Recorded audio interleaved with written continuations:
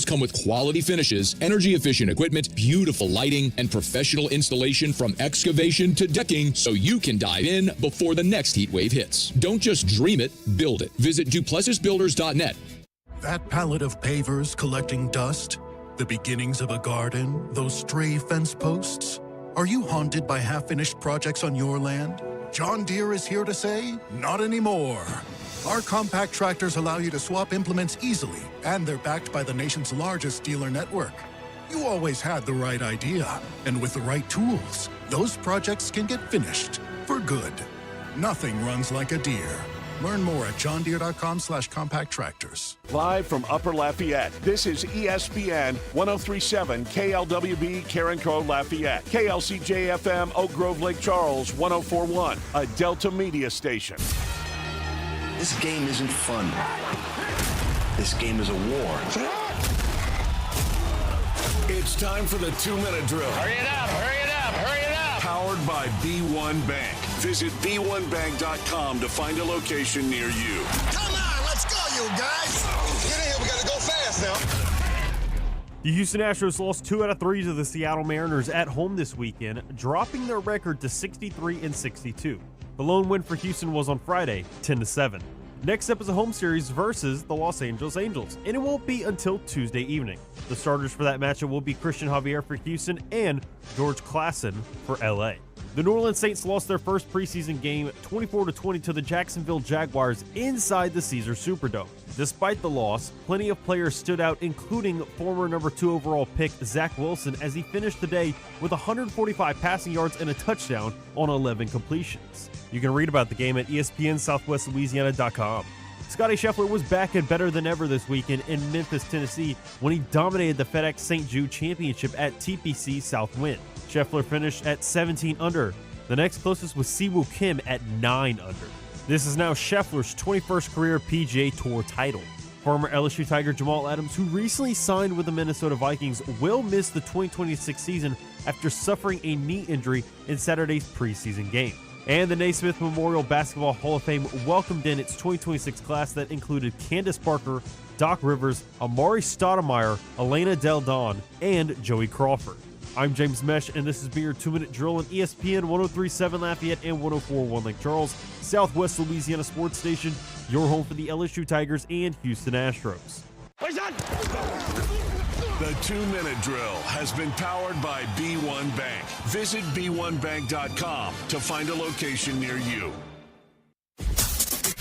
Dawson Iserloh prides himself on taking a deep dive to uncover all the relevant data about the sports and sports teams he loves. And now he's sharing all those facts inside his big brain with all of you. Here is the LohDown with D-Lo on ESPN 1037 Lafayette and 1041 Lake Charles, Southwest Louisiana's sports station.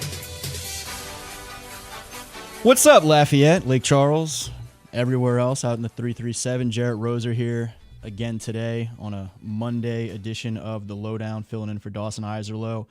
As always, a pleasure to be out here. Very excited to be out here on ESPN 1037 in Lafayette and 1041 in Lake Charles, and with future squadron member James Mesh over there, and just so much to get to. I know Raymond, wrapping up his show just now, mentioned, will Jerit have things to talk about? Will there be guests? There are many things to talk about. There are many guests. We got a lot of dress rehearsals of really every level of football team this weekend. I know James was with the Saints on Saturday watching that preseason game against the Jaguars. I had a chance on Friday night after leaving this show Friday afternoon to go stop by and watch the Cajuns some for their scrimmage.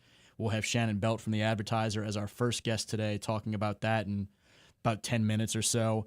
LSU had its scrimmage on Saturday night. We'll have Corey Diaz of The Advertiser and USA Today Network later on in the hour to talk some about just where LSU is right now, midway through camp, some takeaways from things that we heard coming out of the scrimmage for this team that just an hour and a half ago, 2 hours ago, the number 11 team in the preseason AP poll that came out today. And so expectations are sky high for LSU. And personally, the closer we get to this season, I don't know if it's just, the nature of being here and buying into the Kool-Aid, or takeaways from things I'm actually seeing and hearing, but I'm getting more and more confident in this Tigers bunch the deeper into camp that we go. And anytime I'm out here, we're going to get some good high school conversation as well. And so we've got Jess Curtis, the coach from Southside High, in the second hour, as well as Karen Crow quarterback Carson Gursey. Already has put up huge numbers in his high school career, getting ready for his junior season with his Golden Bears up there at the Crow Dome. Another Karen Crow team that's going to have high expectations. Looking forward to chatting with both of those guys in the second hour. But, man, what a weekend, huh? I mean, if you didn't feel like it was football season already going into this weekend, I can't see how around Louisiana you came out of this weekend and don't feel like, hey, it's football time now. I mean, I felt it's for the last 2 weeks, because we had a poll question not too long ago asking, when does it feel like football season has begun for you? And 3 of the 4 options were the regular season for either high school, college, or NFL. But the 4th option was the Hall of Fame game for the NFL to kind of jumpstart the preseason. And that's where I went. So I had already kind of got the taste. I think also being over there in Canton for it all really helped it as well. But yeah, once we got to Thursday and Friday and Saturday with the preseason games for the NFL and that first slate of it all, I was like, oh yeah, we're really into it now. We've started to really get into the groove, and especially now that you're a couple weeks away from the regular season, but you're also that much closer, if you haven't already done so, with your fantasy football drafts. So yeah, the fact that we actually got more than one game going, and it was just back to back to back to back over 3 days worth, you're like, yeah, we're here. I feel like any girlfriend I've had for however long now, because I'm getting old and so many football seasons have passed, there's always kind of this push of we've got to get some sort of little trip or whatever. If we're going to do something fun, it needs to happen in the summer. And for me, I have such a difficult time emphasizing to whether it be girlfriends, friends, family, whoever, that for me, I look at August 1st as, hey, the summer's done. It's football time now, because usually that's around the time that I'm at LSU camp every day. And it's been tough for me to realize that for a lot of people, they consider August still summertime, because for me, it's the beginning of football season, which means that August 1st, I'm essentially booked until the end of the calendar year and beyond. Yeah, and not only that, but like if you're a media member, or like if you're going to training camp or fall camp, whatever you want to call it, depending on the level that you're going to, especially for you, Jerit, whether you're going to the high school, college, or pro camps to see how this team is looking early on, you're already seeing pads fly. You're seeing helmets crush each other. You're seeing one-on-ones in these different drills. And it's like, well, if we're already got these organized activities, even if it's not an actual game and maybe it's just scrimmage versus another team, or maybe you're going against each other, the fact that you have the pads on and you're going against each other and trying to make each other better, and you're just a couple of weeks away from the actual start to a season when the records count, to me, that's also the start of the football season in general. No doubt. August is so much room for activities for all of those things you mentioned. And again, it has been, I mentioned being booked for the rest of the year. That's an exciting being booked. I get so hyped. Usually maybe that first couple of days of August, I'm feeling like I could have used a little bit longer of summer, but by the time we get to this point where you're a week, 2 weeks into August, I'm so excited for the full season and getting into the slate of, watching some of these practices turn into, before very long, some meaningful games on Friday, Saturday, and Sundays. And there have been a lot of early indications to be excited about. I know, James is going to kind of cover some bases, talking more about the Saints a little bit later in the show. I'm really looking forward to talking with Shannon Belt and Corey Diaz here these next couple of segments, talking about Cajuns and LSU. Again, the initial AP poll for the 2026 season coming out just over 2 hours ago. LSU number 11 in that poll. They were 13 in the coaches a couple weeks ago. And I think the early indications are positive that they kind of looking that part. But as Lane Kiffin told us about an hour and a half ago when he was asked about the polls in his Monday media availability, he's not going to put too much stock in it yet, and that it's not just coach speak, but in the modern era of college football with as much roster turnover as there is. The coaches are still trying to get a feel of who their team is, let alone knowing who another team is, or the media having a great feel for not just the team that they're covering on a daily basis, but teams all over the country. But I can't not get excited about some of the positives we seem to be seeing from this LSU team so far through 2 weeks of camp. And it really is, as you go along, and you were bringing up the AP polls, the fact that Clemson isn't a part of the top 25, it does kind of, I don't want to say like throw a total monkey wrench into things, but it does make things a little interesting where you're already trying to get hype because it's a rematch from last year of week 1 of Tiger versus Tiger, who's got the real Death Valley. It's a home and home because last year was at Clemson. This year it's at Tiger Stadium. So there's already hype. I do wonder about like the true LSU fans and the diehards. How do they feel about seeing something like this where maybe there's not as much hype around it because it's not a top 25 matchup to start the season, but they'll still have plenty of media attention towards it. But still, I mean, as you go along and you get closer and closer, you can only get more and more hype as you get closer to kickoff. Yeah, I certainly don't think folks here are going to have any trouble being excited just because it's the start of a new era and there are high expectations for this LSU team. But I was interested to see that Clemson, who was the number 24 team in that coaches poll, released a couple of weeks ago, and when that poll was released, I wrote a lot of that story with some notes that Michael Bonnet and company from LSU had sent out of this would be the first top 25 season opener in Tiger Stadium since I think it was 88 or certainly many decades ago, and just some of that history dynamic. And then very quickly looking at the AP poll a couple of hours ago, saw that Clemson was not in that top 25. They received the 26th most votes among the media for that preseason poll. But, you know, while it may not be a true top 25 matchup in the AP, it's certainly one that when you see Clemson and LSU listed, it's going to garner a lot of national attention. And for folks in Louisiana, they just want to see Lane Kiffin's LSU team make its debut. And so there's going to be a lot of excitement there. And as much as I think folks have been super anticipatory of that September 19th trip to Oxford, and folks have been asking the LSU players about it for forever, all those things, that there's so much excitement to just get this thing rolling that it's going to be electric in Tiger Stadium in a few weeks there on that September 5th kickoff date.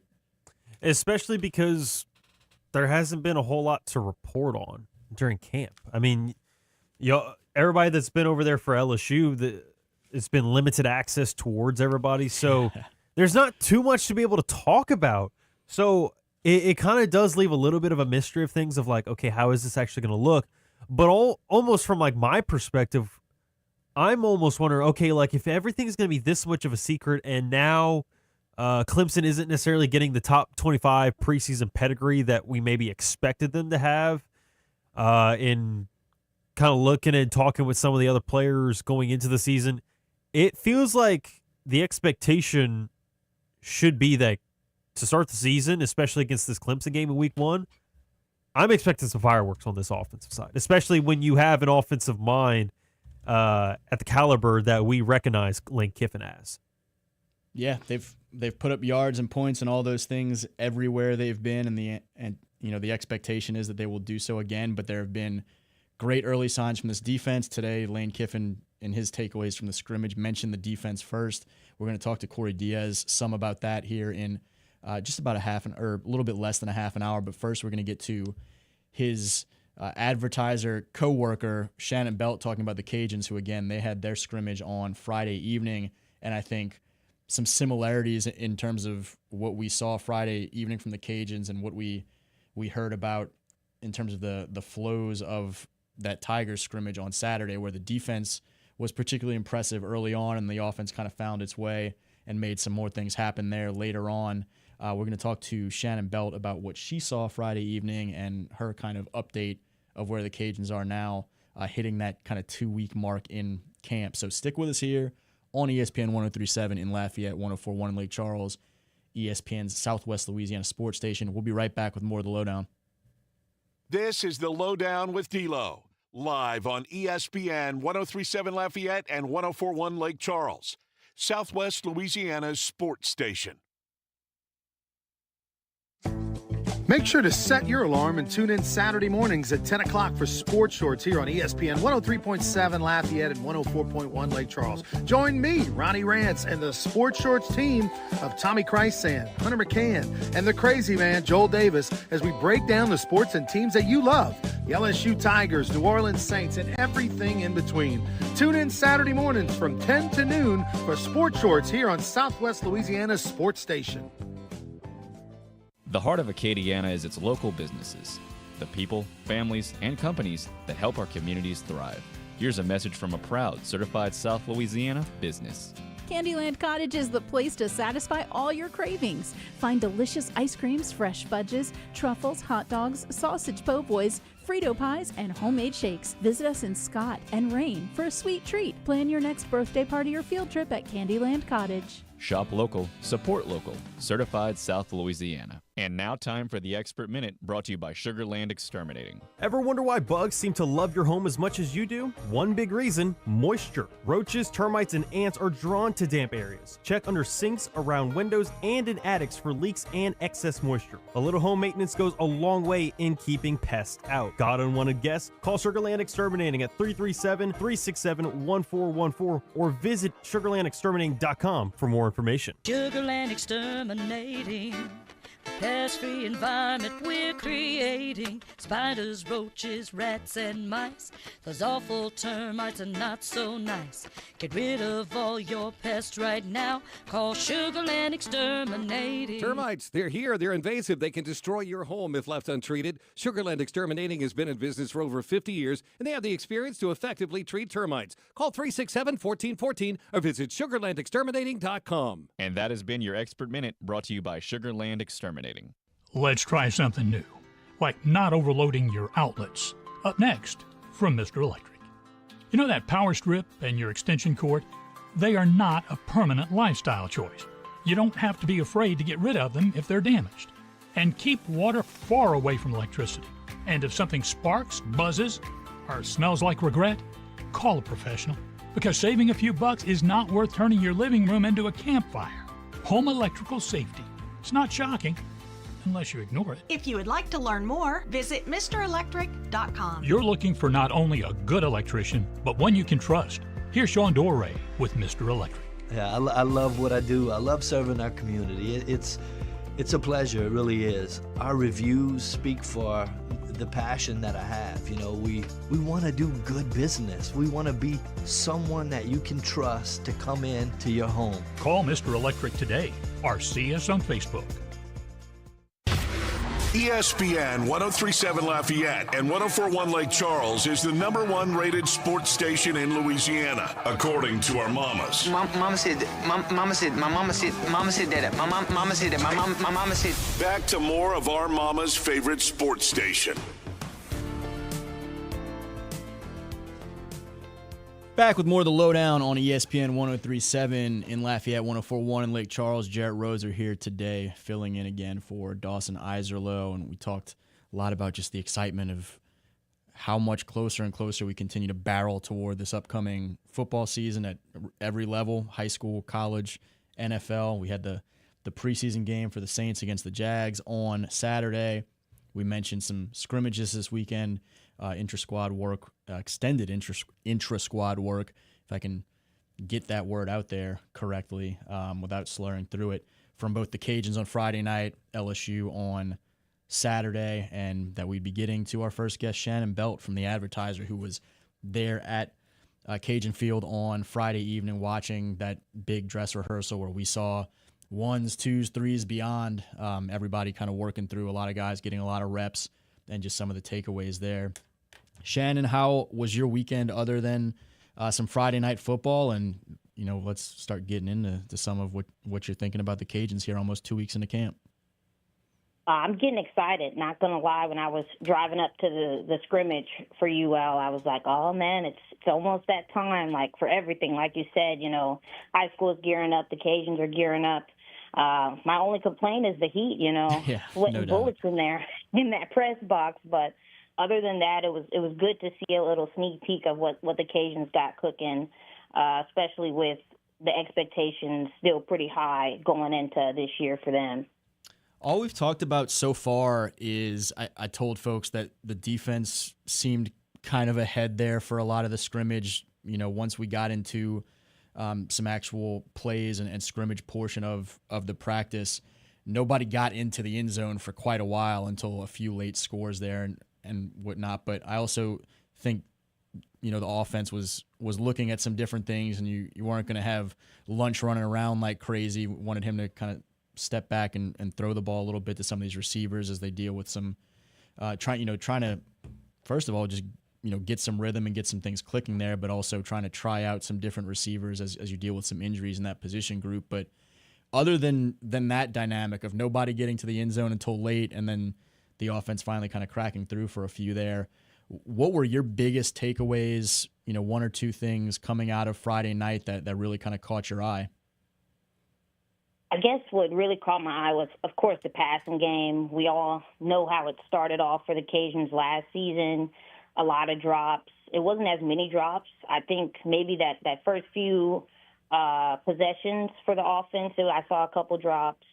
But other than that, it kind of flowed, but it still has some work to do. I agree with you that the defense looks ahead of the offense right now. Of course, like you said, you're not going to get Lunch running because you can't touch him, so you're not going to get that full experience, that full lunchtime experience. But you're going to need to see more from the wide receivers, and especially even the tight ends. I think they could do a lot more with those tight ends. I know they're not the fastest guys, but they could do more than block. I'm sure I think the only touchdown that Lunch threw was to a tight end at that scrimmage to Caden Jensen. So guys like that, Brock Chappell, those are some other guys who we're going to need to see step up, especially when it comes to the passing game. And then the run game, of course. I liked what I saw from Darrell Smith. Q Ryan was also another running back that also looked pretty good. I was surprised that we didn't see Steven Blanco until the second half, you know, especially with him, you know, getting more experience than these other guys last season. I thought we would have seen him a little sooner, but he's another one that they're going to need a lot from because you don't have those names that you had last year in the backfield. So those are the two groups that I think it's going to be a lot of eyes on them, and they're going to have to perform.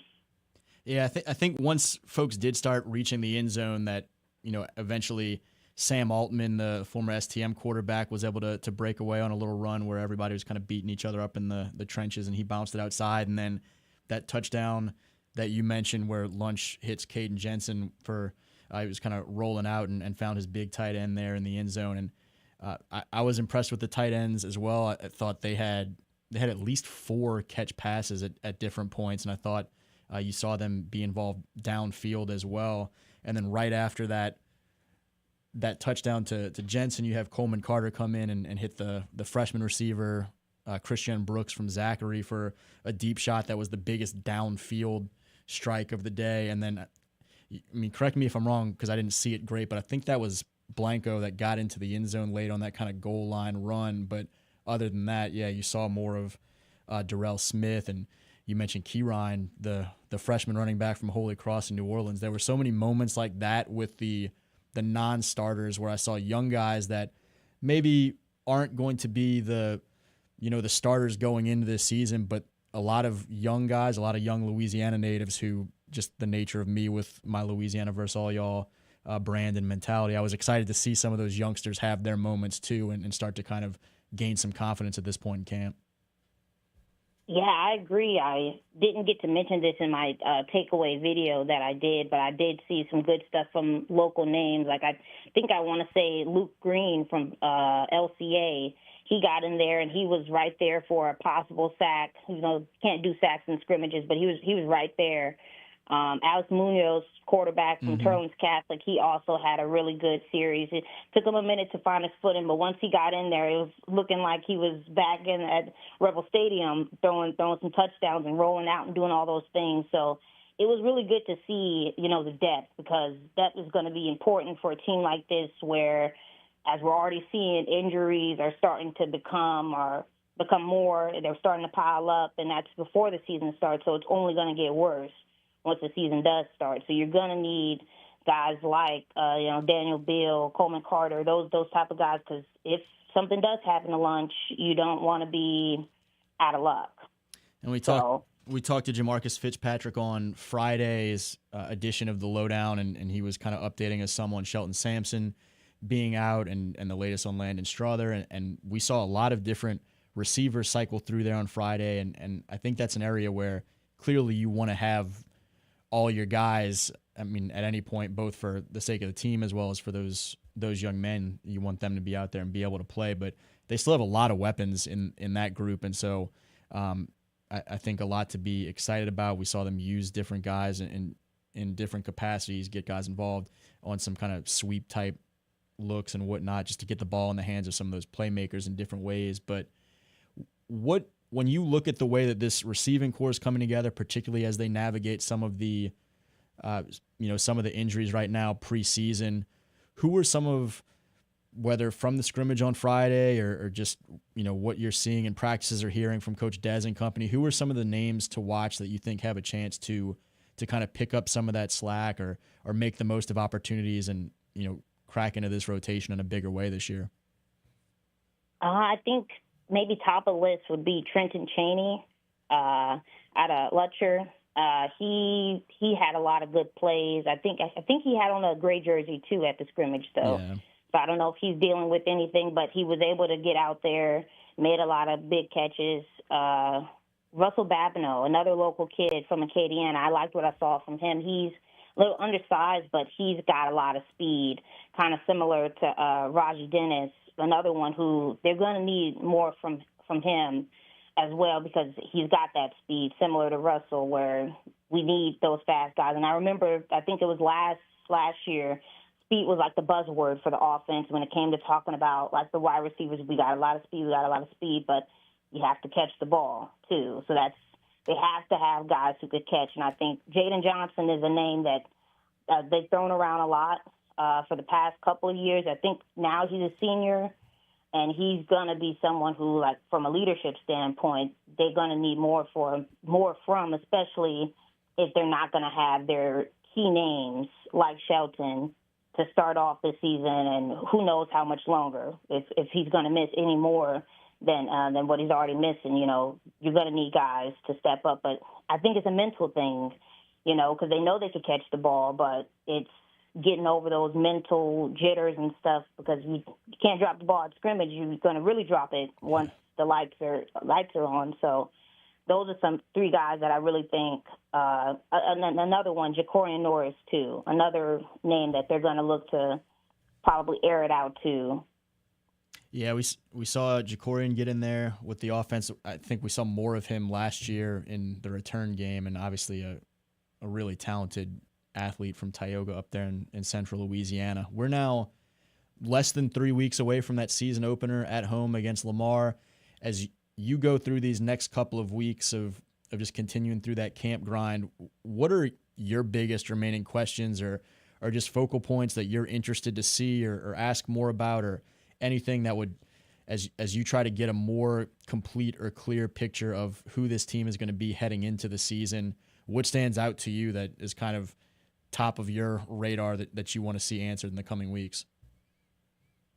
I guess it's all mainly offense stuff for me, because I think defensively I liked what I saw from the scrimmage. I think that they were able to recoup from whatever that they did lose out on last year, but offensively it's just a question of, are the wide receivers going to catch? Are the tight ends going to be a factor this year? Are we going to be able to see them do more and have a true impact on the game, kind of similar to back when they had, I'm blanking on his name, he ended up going to Texas Tech, but back when they had that big tight end, those are my big questions, because I think in the running back room they've got good enough weapons to where they're going to be able to move the ball, get those 4 or 5 yards on those first plays. But if those next plays are drop balls or bad passes or nobody's getting open, or, those are the things that are going to stall you out. And then putting all the pressure on the defense to try to make something happen. And while the offense, that's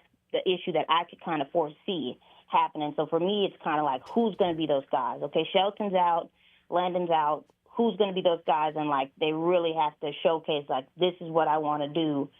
This is how I'm going to impact the game. So if those wide receivers could kind of show, like, a little bit more cohesiveness and connectiveness with Lunch and the backups, that would give me, and I'm sure Cajun Nation, some less worries once the season does start. So not quite 2 weeks into camp, some good things, and the good news about some of those remaining question marks is you still have 2.5 weeks to figure them all out before Lamar comes to town. Shannon, appreciate you breaking down some of the latest as we get to kind of that midway mark of Cajuns camp. Yeah, of course. Thanks for having me. You got it. Always a pleasure. That's Shannon Belt from the Daily Advertiser here in town covering the Cajuns, and she covers the heck out of high school in the area as well. Was glad to see her at the scrimmage I got a chance to get over to on Friday. Looking forward to seeing her again soon, maybe at upcoming jamborees or something. But stick with us here on ESPN 103.7 in Lafayette, 104.1 in Lake Charles. We're going to be right back with Shannon's coworker for the Advertiser, Corey Diaz, to talk some about what he's seen from LSU thus far about midway through camp. We'll be right back with more of the Lowdown. This is the Lowdown with D-Lo, live on ESPN 103.7 Lafayette and 104.1 Lake Charles, Southwest Louisiana's sports station. This game isn't fun. This game is a war. It's time for the 2-minute drill. Hurry it up, hurry it up, hurry it up. Powered by B1 Bank. Visit b1bank.com to find a location near you. Come on, let's go, you guys. Get in here, we got to go fast now. The Houston Astros lost 2 out of 3 to the Seattle Mariners at home this weekend, dropping their record to 63-62. The lone win for Houston was on Friday, 10-7. Next up is a home series versus the Los Angeles Angels, and it won't be until Tuesday evening. The starters for that matchup will be Christian Javier for Houston and George Klassen for LA. The New Orleans Saints lost their first preseason game 24-20 to the Jacksonville Jaguars inside the Caesars Superdome. Despite the loss, plenty of players stood out, including former number 2 overall pick Zach Wilson, as he finished the day with 145 passing yards and a touchdown on 11 completions. You can read about the game at ESPN-SouthwestLouisiana.com. Scotty Scheffler was back and better than ever this weekend in Memphis, Tennessee, when he dominated the FedEx St. Jude Championship at TPC Southwind. Scheffler finished at 17 under. The next closest was Siwoo Kim at 9 under. This is now Scheffler's 21st career PGA Tour title. Former LSU Tiger Jamal Adams, who recently signed with the Minnesota Vikings, will miss the 2026 season after suffering a knee injury in Saturday's preseason game. And the Naismith Memorial Basketball Hall of Fame welcomed in its 2026 class that included Candace Parker, Doc Rivers, Amari Stoudemire, Elena Del Don, and Joey Crawford. I'm James Mesh, and this has been your 2-minute drill on ESPN 103.7 Lafayette and 104.1 Lake Charles, Southwest Louisiana sports station, your home for the LSU Tigers and Houston Astros. The 2-minute drill has been powered by B1 Bank. Visit b1bank.com to find a location near you. Do you need more of the fellas here on Southwest Louisiana's sports station? Of course you do. So go make sure and subscribe to ESPN 103.7 Lafayette and 104.1 Lake Charles YouTube channel at ESPN_SWLA. Don't forget to turn that bell on so you get notifications for new episodes of 4 Tire Change Podcast, where Dawson Iserloh talks all things NASCAR, or Cleats and Sneaks with James Mesh. Get yourself more of Southwest Louisiana's sports station at ESPN_SWLA on YouTube. Whether it's a tempting text message or a quick glance at your GPS, taking your eyes off the road for just a moment can have serious consequences. This includes turning around or reaching down. Distractive driving includes eating or putting on makeup. Distractive driving is anything that diverts your attention from driving. I'm Lorraine Luquette Vinoy with Service Chevrolet Cadillac, encouraging you to drive smart, drive safe, and keep those eyes on the road, Acadiana. This message is powered by Service Chevrolet Cadillac and this radio station, where safety meets style on the road. Looking for the perfect way to spend your Labor Day? Head to Farm D Alley Golf Club, where the fairways are in great shape and the greens are ready for your best round of the season. Gather your friends, enjoy championship golf, and make the most of your holiday. Tee times are filling up fast, so don't wait. Book your Labor Day tee time today at Farm D Alley Golf Club and celebrate the holiday on the course. Farm D Alley Golf Club, your Labor Day golf destination. Book your tee time now. Are you looking for an eye expert? Well, visit Acadiana Optics in Broussard, locally owned, founded, and operated by Broussard native Dr. Lindsay Dugas. From comprehensive eye exams for glasses and contacts to diabetic exams, pediatric eye care, emergency eye care, cataract and LASIK evaluations, Acadiana Optics provides family eye care for all vision needs. Enjoy state-of-the-art technology, designer frame selections, prescription Maui Jim sunglasses, and custom glasses and contacts. Acadiana Optics in Broussard. Call today to schedule your appointment. Oh, look who's here. Everybody Loves Raymond is on MeTV. Who told you that? Raymond! America's #1 classic TV network. Nothing even comes close. Enjoy 2 back-to-back episodes every weeknight. We're doing it twice. Watch Everybody Loves Raymond. Yeah, it's all about you, Raymond. Weeknights starting at 8 on MeTV. Watch MeTV Acadiana on KLWB, over the air on channel 50.1. Check your local cable listings for the channel in your area. Bottles are filling and payroll's next. Whoa, what the? I'm you with more gusto.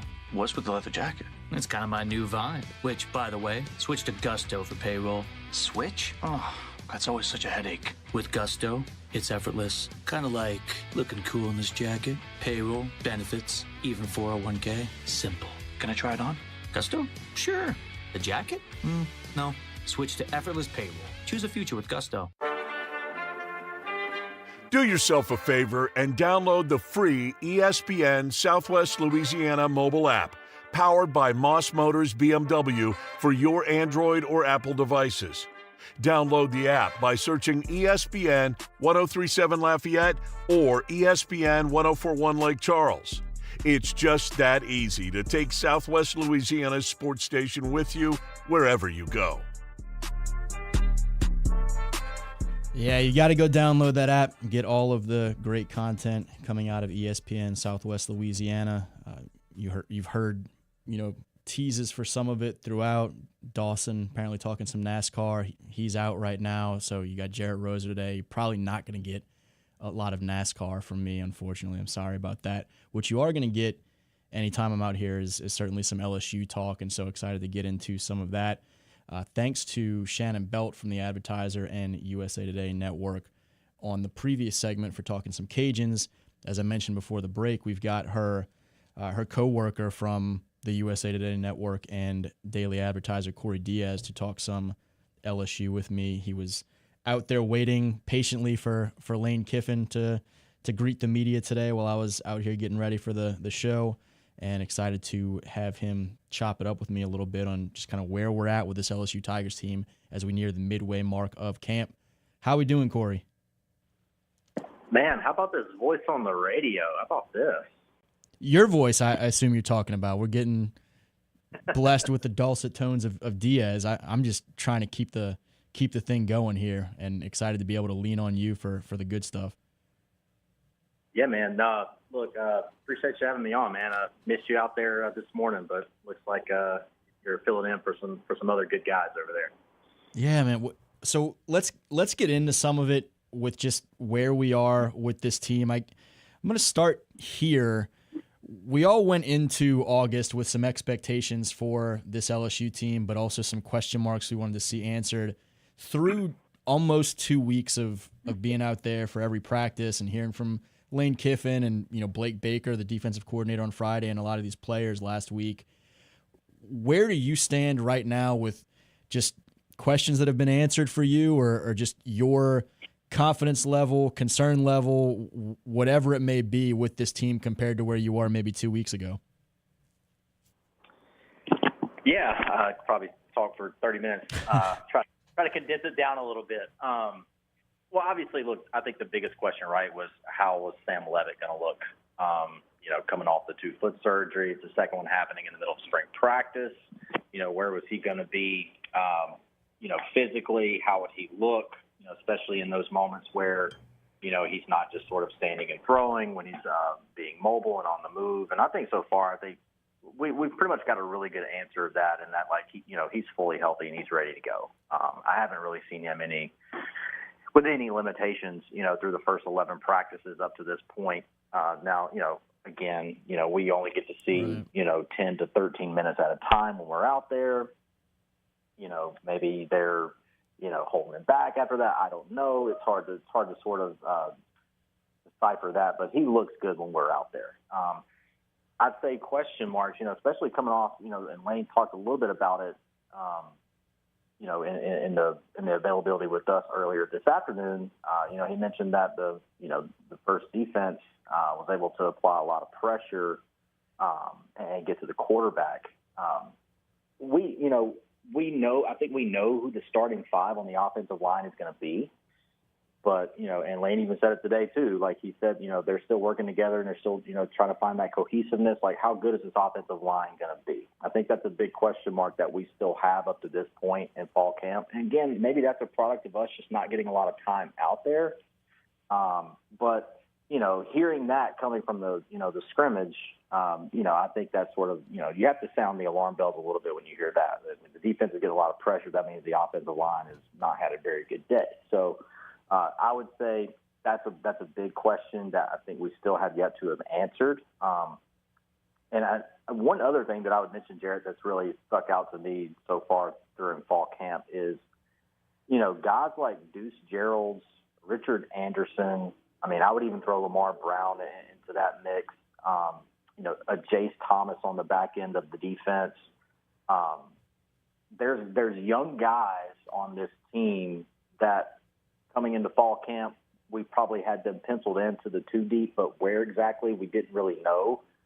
But I think we're starting to see these guys at least being sharpied in on the 2 deep, if not some of these young freshmen and even, redshirt freshmen / 2-year sophomores, whatever we call them these days, right? Yeah. They might start for this team, whether it be on defense or offense respectively. So that to me has actually been kind of one of the cooler things to see is, a kid like a Deuce Gerald or a kid like a Richard Anderson, they've got guys that have played a lot of college football in that position group, in that position room. And so far, they're holding them off for those spots. That's what I was going to say with kind of the flip side of what you were talking about with that offensive line and still trying to figure some things out there is that the particularly interior defensive line and then, at some key spots on that defense as a whole, there were areas where you had some uncertainty coming into the fall camp as well, and we're interested in particular to see how some young guys would come on. And so I'll be interested to see as we get through these next couple weeks and then obviously into games, a lot of the younger players that you just mentioned, like Big Rich Anderson and Deuce Gerald's and Lamar Brown in that group up front. We started camp with Lane kind of cautioning us that, hey, it's a new era of college football. You don't see freshmen making quite the same impact we've seen historically. It takes some time. We're filling these spots with veterans, on average around the country. And then the deeper we get into camp, the more we're hearing those guys are going to be on the field in whatever capacity. And it sounds like Deuce and Rich were with the ones on Saturday in the scrimmage. And so how much of that is super exciting about where these freshmen are now versus how much is they're kind of going to have to be called upon here quickly because maybe the veterans aren't quite what they were hoping, early on in camp at least. And look, we're still 2.5 weeks away. We'll see what happens. But how are you feeling about hearing more and more of these freshmen that might be with the ones going into the season? Yeah, to me, Jerit, I think it's more of the latter than the former, and that's not a knock on. I'm not knocking Deuce Gerald's ability. I'm not knocking Big Rich's ability. I'm not knocking Lamar Brown's ability. Obviously, not knocking Tamarcus Cooley's ability. This dude was a 13-game starter for LSU last year at the safety spot, and he's he's one of the better guys on the defensive side of the ball for the team last year. Especially when we're talking about like the defensive line, I think this is more of like depth concern, right? I think they added some guys, right? They added Green from Clemson, Malik Blockton from Auburn. Like they brought some guys in from the transfer portal, guys that have played, like we said earlier, a good amount of snaps in college football. and look, we just went through the Brian Kelly era. We saw a number of guys that group, that coaching staff brought out of the portal that they just didn't really hit on. It's still too early to say that, some of these defensive tackles and interior defensive linemen that were brought in for the portal, that they didn't really hit on them. I think it's too early to say that. But the reason why I think it's a depth concern is because, you've got guys, and yes, both Deuce and Big Rich were here during the spring, so they're not like late enrollees by any stretch of the imagination. They've had some time here, but you would like to assume that some guys who have played at high level Power 4 programs could come in and just assume the roles of those spots. That just hasn't happened here. And so obviously you got to give a big hat tip to the freshmen, for being able to come in, obviously get a really good grasp of the playbook down, and then also go out there and what they're seeing, up on the film in the meeting rooms and on the sheets of paper, they go out there and they execute that stuff. So you have to really give a hat tip to them. But also I think you do have to question, it's like, okay, well, what do we have behind these guys? If we've got juniors, sophomores, juniors, and seniors who have played ball and they can't overtake these freshmen who just got to campus 4, 5, 6 months ago. Who is someone, maybe it's someone we've already talked about, maybe there's somebody else you have in mind that is a player on this roster that maybe you weren't thinking we'd be talking as much about going into camp, or that fans don't necessarily, or weren't necessarily thinking that we'd be talking about much, or don't know much about, or whatever the case may be, that you feel like is going to be an impact person early in this season, and someone that fans are going to know here pretty quickly. And so, and obviously not talking about a Sam Levitt there, or even stick away from those 3 freshman defensive linemen that I think at least recruiting fans were pretty high on. But who's someone else maybe that's going to kind of put their name on the radar here pretty quickly? Yeah, my mind first goes to Jace Thomas, safety on the defense. I know I mentioned it briefly a minute ago, but look, he was a guy. Blake Baker told us, during his availability on Friday with us, that to him the biggest surprise of preseason practice so far has been Jace Thomas. And look, I remember walking through the gate on first day of fall camp. And I think we all kind of looked at each other and was like, what's going on, when we saw number 28 running with the ones on defense at the safety spot. He's still doing it. Like, now Tamarcus Cooley is out there, and he's still repping with the ones as well. But Jace is getting a lot of run. And I don't think a lot of people know much about him at this point. I know, again, he's starting to get into the press clippings, but we hadn't really seen this kid go out there and perform, on Saturday nights. And I think we'll see him a lot, against Clemson, on September 5th inside Tiger Stadium. So I think, to answer your question, if he goes out there and he performs the way the coaching staff has raved about him during preseason practice, he goes out there and plays in front of, 101,000 fans that Saturday night, I think a lot of people are going to know who Jace Thomas is by the end of that night. So that's the first thing that kind of pops in my mind. And I know I wrote about him in the spring, and I know he's probably been floating out there too. But again, we're talking about a guy that certainly is new to LSU, new to this team. Running back Dylan Jones, I think I have him penciled in as a starting running back. He played at Wisconsin. He's a transfer. He was their starting running back up there before he got hurt and decided to enter the portal after the season, ended up here. But I just think, man, he might be, in terms of a skill set at that particular position, he might be that has the deepest bag, quote unquote bag, right?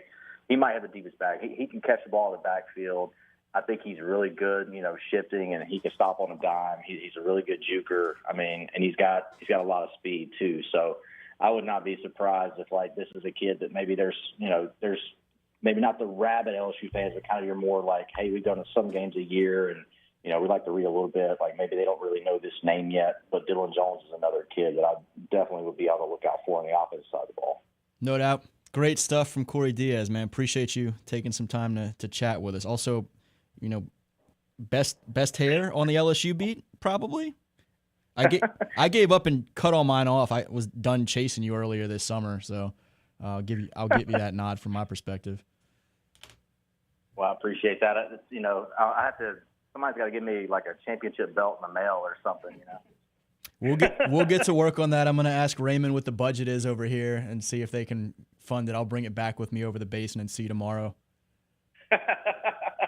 Appreciate you, buddy, man. Appreciate you having me on. Yeah, appreciate you. Again, that's Corey Diaz from USA Today Network, Daily Advertiser, over there covering the LSU beat and seeing a lot of the same things we've kind of alluded to a little bit here. A lot of encouraging signs early in camp for LSU. Still certainly some question marks to be dealt with over the next couple weeks, but about 2.5 weeks, and then that September 5th opener against Clemson on, again, Saturday, September 5th. Top 25 matchup in the coaches poll, not top 25 matchup in the AP poll, but we'll be talking more about the Tigers later in this edition of the LohDown. For now, though, we're going to take a quick break. Stick with us here on ESPN 103.7 in Lafayette, 104.1 in Lake Charles. We'll be right back. This is the LohDown with D-Lo, live on ESPN 103.7 Lafayette and 104.1 Lake Charles, Southwest Louisiana's sports station. With storm season having arrived at ESPN 103.7 Lafayette and 104.1 Lake Charles, Southwest Louisiana Sports Station and Mid-South Power Solutions of Crowley bring you these hurricane safety tips. Make sure to secure your home and bring in outdoor items before the storm makes landfall. Have an emergency kit stocked with water, food, and medications. Know your evacuation routes and listen to local authorities. Stay informed with a battery-powered radio and make sure you have fresh batteries. Remember, safety is in your hands. These hurricane preparedness tips are powered by Mid-South Power Solutions in Crowley, your local Generac dealer. Visit midsouthpowersolutions.com. ESPN 103.7 Lafayette and 104.1 Lake Charles is the proud winner of 4 2026 LAB Prestige Awards, including Best Use of Digital Media, Foot's Friday Fury, Best Live On-Site Remote for our Super Bowl Radio Row coverage, Best Promotion for our No Shave November initiative, and Radio Young Professional of the Year for Dawson Iserloh. We're proud of being Southwest Louisiana's sports station and are humbled to be recognized by the Louisiana Association of Broadcasters. Looking for a spotless workplace? Variety Janitorial Services is your go-to. For office cleaning to stripping and floor waxing and carpet cleaning, your commercial space will look its best. Their reputation for perfection has grown throughout the entire Acadiana community. They deliver top-notch service with a commitment to excellence. Daily, weekly, or deep cleaning, trust the experts. Visit varietyjan.com today or call 337-298-8704 for a free quote. Variety Janitorial Services. We clean, you shine. Need peace of mind with your estate planning? Turn to Bill and Hebert, your trusted Acadiana hometown lawyers. At Bill and Hebert, we make estate planning simple and stress-free, ensuring your legacy is secure and your future is in the right hands. Don't wait. Schedule your consultation today at BillHebert.com. That's BillHebert.com. Safeguarding your tomorrow today. Serving part-time in the Army National Guard has led to a lot of firsts for me. It paid for me to be the first person in my family to go to school. That education got me to the first day at my dream job, which I can still hold while I serve part-time. That job and the home loan benefits I got from the Army National Guard helped me buy my first house. I also know that I will be one of the first to respond if my community ever needs me. Sponsored by the Louisiana Army National Guard. Aired by the Louisiana Association of Broadcasters and this station. MeTV is America's #1 classic entertainment television network. And here's one of the reasons everybody loves MeTV. Oh, it's a classic. The great comedy lineup on weeknights. This will be fun. Come on. With MASH. Loaded with snappy comebacks. The Andy Griffith Show. I was just funning with Barney. And Everybody Loves Raymond. Now we got a show. Watch MeTV Acadiana on KLWB, over the air on Channel 50.1. Check your local cable listings for the channel in your area. The United States Deputy Sheriff's Association is a national nonprofit and the largest non-governmental provider of services to law enforcement. The USDSA assists city, county, state, and federal agencies with free safety equipment donations and officer survival training, along with cash donations to families of law enforcement officers who perish in the line of duty, a citizen awareness program, and more. For more information on United States Deputy Sheriff's Association, please visit usdeputy.org. You know the routine. Eat, sleep, sports talk, repeat. Well, up and at 'em. We're here. Here is more daily sports talk from ESPN 1037 Lafayette and 1041 Lake Charles. Welcome back to the Lowdown on ESPN 1037 in Lafayette, 1041 in Lake Charles. Jerit Roser here today filling in for Dawson Iserloh. Thanks again to our guests this first hour, Shannon Belt and Corey Diaz, the Daily Advertiser, double dip, talking Cajuns and Tigers. We've got just a few minutes left of this first hour of today's Lowdown, and we might as well touch on the New Orleans Saints a little bit. We'll talk about them more in the second hour, but as we mentioned early on, James Mesh was out there in New Orleans watching that Saints preseason matchup against the Jaguars on Saturday, and the Saints are the topic of the poll question today. Who impressed you most in the Saints preseason game?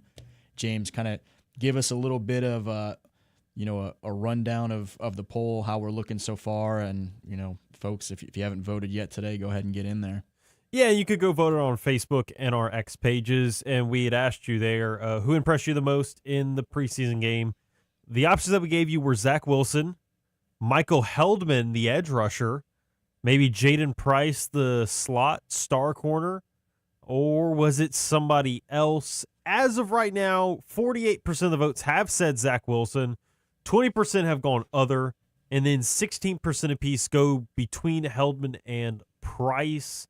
Some other people that have been noted, especially when you look towards the comments, a couple of people have said guys like Bub Means and Barry and Brown, but Who Dat Forever specifically said Heldman had the best game, but Wilson had the most shockingly good game. Have you voted in the poll? Do you vote in the Yes. poll? Do you have, what is your answer as the boots on the ground that was out there for that thing on Saturday? Yeah, I voted Heldman. I think when it comes to like expectations, I said it earlier on the airwaves, I forgot Michael Heldman even existed on this roster. So when I saw number 63 out there continuously making plays in the backfield, getting TFLs and getting sacks on Carter Bradley, the backup for the Jaguars, I was like, wait, who is this? And I look and I'm like, oh, Michael Heldman. Okay. I just thought for the position that he plays and for the impact that he had in the game and the limited action that he was out there, I was like, especially when it was happening early on in the middle part of the game and it wasn't necessarily against the fourth stringers. I was like, if you put up this stat line in the limited action, imagine if he was playing the full game, you probably would have seen 3, maybe 4 sacks from him and maybe an extra TFL or 2. And you're like, this guy's insane. And how does he not guarantee himself on the roster? I'm not saying he's going to make the 53, but if he continues to do so in this second and third preseason game, it's like, man, this could be really hard to say, sorry, bud, you didn't make it. So I thought for the expectations that I had and the existence in question for me, he definitely showed himself to be real over there on Saturday in the Dome. We talked with Shannon and Corey that we've got a couple more weeks left of trying to answer some questions around these college programs before their season openers. One of the big questions, obviously, when you start talking about the NFL level and the Saints is who is going to be on this roster. We will be right back here shortly to talk a little bit more about that. James has a nice color-coded chart out there looking at, over on his side of the glass, looking at that roster, and so I know it's something that he's keeping close tabs on. Stick with us here on the Lowdown. We'll be right back on 103.7 Lafayette and 104.1 Lake Charles with the second hour of the Lowdown. The best businesses aren't just businesses, they're neighbors. Here's a message from a proud certified South Louisiana business. Bro Bridge Truck Stop Casino. They have the newest games around. Hot seat drawings and monthly specials like no one else. Located on the Bro Bridge Highway and on the banks of the Vermilion River. Come out today and try your luck at the Bro Bridge Truck Stop Casino. When you support local businesses, you strengthen the communities we call home. Shop local, support local, certified South Louisiana. When strength matters, go to apfabllp.com. Precision built to last, from heavy-duty aluminum structural welding using TIG, MIG, and stick to custom metal fabrication designed exactly for your project. Need safety inspections, weld analysis, or 24-hour metal repairs? Trust A&P to get the job done. For quality craftsmanship and dependable service, visit apfabllp.com. That's apfabllp.com. A&P Fabrication and Construction. Built strong, built right. This is your chiropractic expert minute. Brought to you by Dr. Quentin Briscoe, chiropractic physician. Hello, I'm Dr. Quentin Briscoe. Veterans, are you struggling with chronic back pain, neck issues, or reduced mobility? You're not alone, and you have options. Chiropractic care is part of your VA health benefits, and at Briscoe Chiropractic, we specialize in non-surgical, drug-free solutions to help manage your pain and improve your well-being. We are proud to work with the VA Community Care Network. Let us help you regain your mobility and enjoy the active life you deserve. In addition to the VA Community Care Network, we are also in network with Blue Cross, Blue Shield, and Aetna. We accept motor vehicle accidents and workman's comp cases. To schedule an appointment with Briscoe Chiropractic, visit drqmb.com or call 337-534-0091. That's drqmb.com or 337-534-0091. Because your spine deserves expert care. Live from Upper Lafayette, this is ESPN 1037 KLWB Carencro Lafayette, KLCJ FM Oak Grove Lake Charles 1041, a Delta Media station. This is SportsCenter. I'm Nick DeLuca. College football around the corner. Preseason rankings are here. Ohio State and Oregon 1-2 in the AP Top 25, giving the Big Ten the top two teams in the preseason for the first time in 65 years and just the second time ever. Buckeyes receiving 40 first-place votes, Oregon receiving 14. Ohio State will go into a season ranked number 1 for the 9th time and the first since 2015. Georgia, Notre Dame, and Texas rounding out the top 5. Elsewhere, the NBA reportedly has found no evidence of Clippers owner Steve Ballmer funneling money through sponsors to Kawhi Leonard to circumvent the salary cap. League investigation centered on whether the team's introduction of Leonard to team sponsors constitutes a violation of the league's salary cap rules. Investigation remains ongoing, with the trade sending Leonard to the Raptors on hold. Jets running back Breece Hall suffering an injury at practice today. Head coach Aaron Glenn calling Hall day-to-day with a groin injury. Hey, it's Evan Cohen. Coming up Tuesday, we continue to get you ready for the NFL regular season as we go two-a-days with the Atlanta Falcons and Miami Dolphins and tell you which team is closer to turning it around. It's Unsportsmanlike 6 a.m. Eastern right here on ESPN Radio, ESPN2, and ESPNU.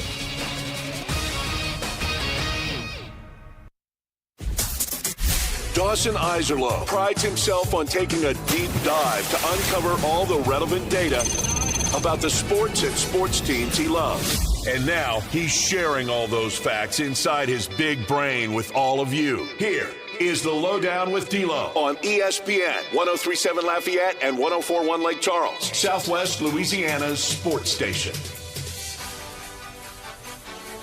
Hour number 2 of this Monday edition of the LohDown on ESPN 1037 in Lafayette, 1041 in Lake Charles. Jerit Roser here today, filling in for Dawson Iserlo. Dawson will be back with you folks tomorrow, sharing all of that information from his big brain. Today we're grinding through a ton of topics, though, coming off of an action-packed weekend in Louisiana football around the state. The Saints preseason matchup with the Jaguars we're just talking about briefly before that break, and we'll get back to it in a second. But thanks again to our guests from that first hour, Shannon Belt and Corey Diaz of The Advertiser, talking some Cajuns, talking some Saints. High school teams getting closer and closer to their bigger dress rehearsals. We'll have some scrimmages this week, jamborees the following week, and then kick this thing off for real at the beginning of September. We've got a couple great guests this hour in Southside coach Jess Curtis and Carencro quarterback Carson Gursey. So looking forward to chatting with those guys. But as we were talking about right before that break, Saints a 14-point lead on the Jaguars in the preseason matchup. Lose the game, but again, it's preseason. You're looking more for answers to certain questions and trying some different things out, getting looks at different guys. James Mesh was there on hand. I mentioned before the break, has his kind of roster breakdown color-coded, looking at the key positions to watch and all of those things as this roster continues to kind of take its final form here in the weeks ahead. James, what did you most want to see from that game on Saturday, and what was your biggest takeaway in terms of, something you felt confidently about for the Saints coming out? And maybe what is your biggest remaining question mark heading through the rest of this preseason? One of my big question marks was looking at the back seven, I guess you could say. Really back eight since it's the 3-4 defense. But I really wanted to look at the linebackers outside the edge rushers, and I wanted to look at the secondary. We knew that pretty much all the starters weren't going to be out there, so I wanted to see what the depth looked like. Because I've been having a big question mark, more specifically with the cornerback than anything else. And also at that star slot corner role, whatever you want to call it. I've been wondering about that, and I didn't put the biggest emphasis on it on Saturday, but one of the guys that I was curious about that could very easily have a role in this team was Martin Emerson, number 22, because he was a pretty solid corner when he was playing at Cleveland. It's just he got injured, and then eventually they said it's best if we just part ways and let bygones be bygones. And by proxy of that, of course, he ends up coming to the Saints on a pretty cheap deal. It's just the question mark was, what does his health look like? And we've seen him out there a lot during training camp. And then on Saturday, every time I saw him either get targeted or be a part of a play in any sort of fashion, I was like, did good. I don't really have any complaints about what he did. And then same thing with Jaden Price. I heard a lot about Jaden Price, and I thought he was just going to be an afterthought. I thought maybe this was just going to be something that gets forgotten about as soon as we get into the preseason game or later on, which could still happen, but I've heard a lot more talk about Jaden, especially playing in that star role throughout these couple of weeks of training camp. So he was somebody that by proxy and by naturalization was on my radar and was like, all right, well, where's number 38? What's he doing?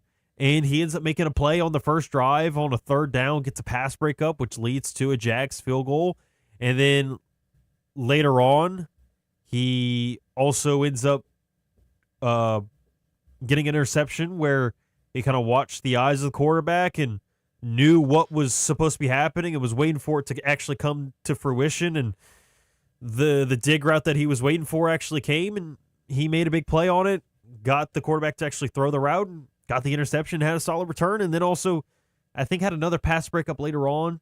But I was looking towards the secondary more specifically, and some of the guys that I was looking for that I was like, maybe they have a legit chance, especially if they play well, not only in training camp, but during the preseason itself. I thought those guys did well.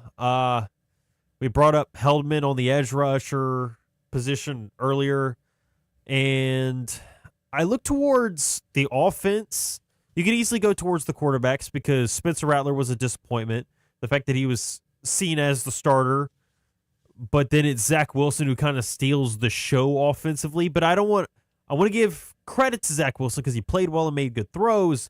But at the same time, there was a lot more of an emphasis on seeing what they had at quarterback as well as the wide receivers than necessarily trying to win the game by running the ball. If they wanted to continue to run the ball, to me, they could have. They only ran the ball 16 times, and to me, 4 of them weren't all that real because they gave it to C.J. Donaldson for the most part, but a couple of those runs were him lining up at fullback in the I formation. And I'm like, okay, sure, but unless this is some sort of wrinkle in the offense where maybe like Devin Neal or somebody else lines up at that position, and it's something that they're just testing and they want to see if Donaldson even had a chance of doing that, because otherwise at the real running back position, he just doesn't have much of a chance. I do wonder about that, but overall, if you take away Donaldson's lack of production, even with the 56 yards, the 12 other carries that they have at that point averaged out to just under 4.7 yards per carry, which as a team, you're taking that all day long. So if the Saints offense and Kellen Moore wanted to put more of an emphasis on, I want to see what these back end of the running backs look like on the depth chart, they easily could have, but they want to see what the wide receivers look like. And I thought guys like Bub Means, Barry Brown, who had started to stand out as well in practice, much like Price had done, they also looked good.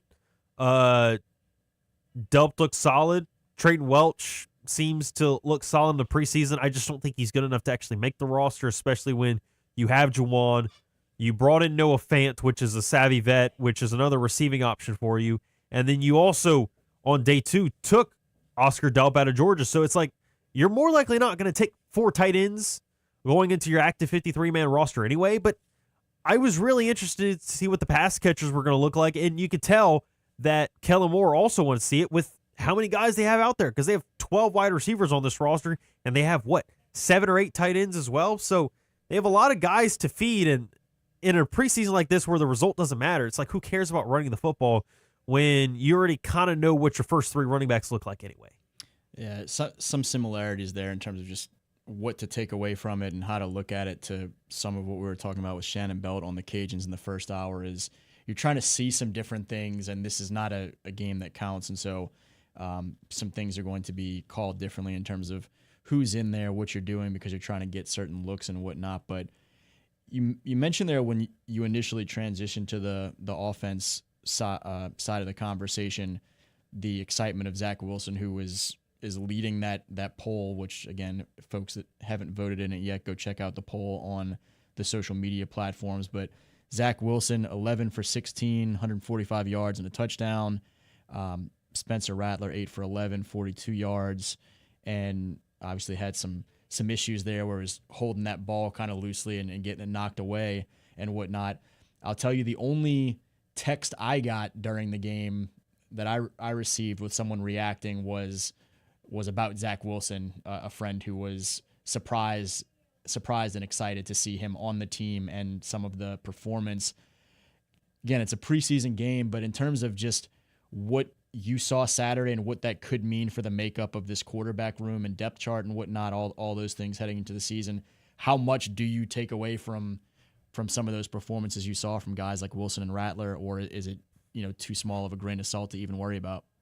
So with Wilson, I don't want to automatically say he's going to be the number 2, but I definitely feel more confident about it. And the reason why I'm not going to go all the way to say it right now is because he was going against the third stringers. Like, I was like, okay, yes, he made some nice throws and they were on target. So that was good. I'm not going to knock him. I just find it a little interesting that more often than not, the quarterback that always seems to stand out is the quarterback that plays more in the middle of the game when they're playing against the third string, when they're kind of in that weird realm of, are you going to be the backup or are you going to be the third string that's more likely than not going to have to be on the practice squad? So I did like what I saw from Zach Wilson, but I don't want to put too much of an emphasis on it just because it was like, okay, it was Jacksonville's third stringers. Like, do I care all that much? I don't know. But it was good to see that I actually did it. Now, at Spencer, though, I feel like with Rattler at this point, he just, no matter who he plays, he just looks severely underwhelming. When he was with a starter, and the situation that he was in when he was a starter for the Saints was never good. So I don't want to take that. I don't want to put blame on him for that. But as I've described it to other people, he's not good enough to overcome a situation that's not perfect. Like the 2 sacks that he took on Saturday, the second one where he had the strip fumble, I mean, that's his fault. He even takes admit to it. He said he either should have thrown it away or tried to scramble better to try and at least pick up some sort of yardage. The first time as well, he ends up trying to scramble, but he runs into his offensive lineman, and the offensive lineman ends up like bear hugging him, and I'm like, what are you doing? Get out of the way. It just blew up the whole play altogether. And he's also not aggressive. Like, he's got a strong arm. He's not very accurate down the field, but he doesn't like to take shots. And it's like, if you're not willing to take risks and try to prove, like, look, I may make mistakes, but I'm at least willing to take the gamble, you could at least give him credit for the gonads. Because Michael Heldman, he talked about it before. He's like, there's a couple of times where I had to make a decision if I was going to try and make the aggressive move, which could very easily lead to a TFL, which we saw happen multiple times, or very easily could have been he put himself in a bad position because the running back decided to go maybe outside when he was going with an inside swim move, and that ended up creating a big run towards the outside and put extra pressure on the outside backers and the corners. So you at least give Heldman credit for understanding this is a risk, but I'm willing to take it. Whereas with Rattler, he's not going for it. And he usually just automatically takes the check down. And I even showed you on the highlights afterwards when Audric Estime got injured because he was cooking. But when Rattler was out there in that first quarter, he just automatically dumps it off to Estime instead of maybe trying to scramble or buy extra time. And I don't want to put the full blame on Rattler, but ultimately the throw to Estime on the left side of the flat ends up getting Estime injured with I believe is a knee injury. So I think with Rattler, he's a good practice player, but as soon as we actually have the chain gang and referees and an actual crowd in a stadium, you just can't expect Rattler to go out there and actually have a good enough game where you can feel like, yes, this was a quality game at quarterback with Rattler. You rose to this occasion, my friend. That's James Mesh with the full breakdown of the Saints preseason matchup with the Jacksonville Jaguars on Saturday. If you want more of James's takeaways, he's got a full write-up on ESPN-SouthwestLouisiana.com that you can check out from the weekend if you haven't had a chance to see it yet. If you haven't had a chance to vote in that poll on which player from the matchup impressed you the most in that Saints preseason game, go ahead and chime in there. Participate in that conversation. Great talking some Saints. You all know that I've just been excited to get to some of this high school talk, and so we're going to get to a lot of that here after this next break. We've got Southside coach Jess Curtis set to join us in just a couple of minutes, so don't go anywhere. Stick with us on 103.7 in Lafayette, 104.1 in Lake Charles. We'll be right back with more of the Lowdown. This is the Lowdown with D-Lo, live on ESPN 103.7 Lafayette and 104.1 Lake Charles, Southwest Louisiana's sports station. Here at ESPN 103.7 Lafayette and 104.1 Lake Charles, Southwest Louisiana Sports Station. We know you can't get enough sports in your life, so go and subscribe to our YouTube channel, ESPN Southwest Louisiana, and turn that bell on so you can get notifications when we post our new content. Like right now, we still have all types of Drew Brees All-Pro Football Hall of Fame content and original shorts like the LAB award-winning Foots Friday Fury. You can go check it out in our stream of all of our local shows on our YouTube channel. So go and subscribe to ESPN Southwest Louisiana's channel on YouTube. ESPN 103.7 Lafayette and 104.1 Lake Charles is your home for the Houston Astros. And the Astros stun the Mariners. Hunter Brown, Yordan Alvarez, and the rest of the Astros are looking to get back to the postseason. You can listen to every pitch, hit, and thrilling victory of the Houston Astros. Incredible! As Robert Ford and Steve Sparks will be on the call. Tune in this season for live Astros baseball on Southwest Louisiana's sports station. Did you know you can get great tasting Clear Springs artesian water delivered to your office or your doorstep at home? Clear Springs is 100% local with their own bottling facility at the world-famous Kentwood Aquifer, no chemicals added. Just pure Kentwood, Louisiana artesian water. Clear Springs Water offers delivery of 5 or 3 gallon water service with a hot and cold temperature water cooler or even single-serve bottles delivered to your home or office. Easy to reach, clearsprings.net, then contact us tab or 337-519-3563.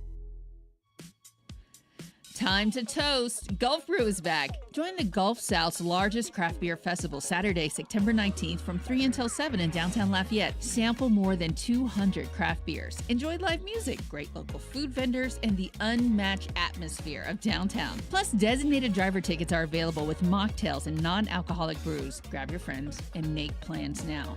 Get your tickets today at downtownlafayette.org. We'll see you at Gulf Brew. You want to feel important. You want to be a part of something bigger, something that matters and can help change things. You want to feel like you belong. We know. We felt that way too. And that's why we did something about it. We aren't just Army National Guard soldiers. We are normal people just like you. And together, we can make a difference. Take on your legacy. Visit NationalGuard.com to find out more. Sponsored by the Louisiana Army National Guard. Aired by the Louisiana Association of Broadcasters and this station. Your Honor, I would like to introduce exhibit number 1. MeTV is America's #1 classic television network. There can only be one number 1, me. MeTV features over 60 of the greatest classic TV series each week. Go with the winner. Enjoy dramas, comedies, westerns, sci-fi, and more. You just watch me. Watch MeTV Acadiana on KLWB, over the air on Channel 50.1. Check your local cable listings for the channel in your area. MeTV is memorable entertainment television. Get in the zone, AutoZone. John's day is off to a slow start. So he heads to AutoZone, where he can get a battery for under $100.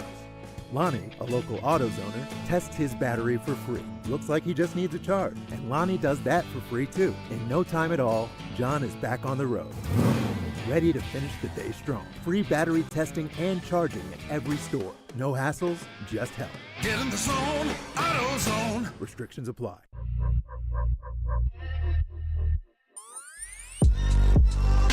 Back to the sports talk you not only want, but need.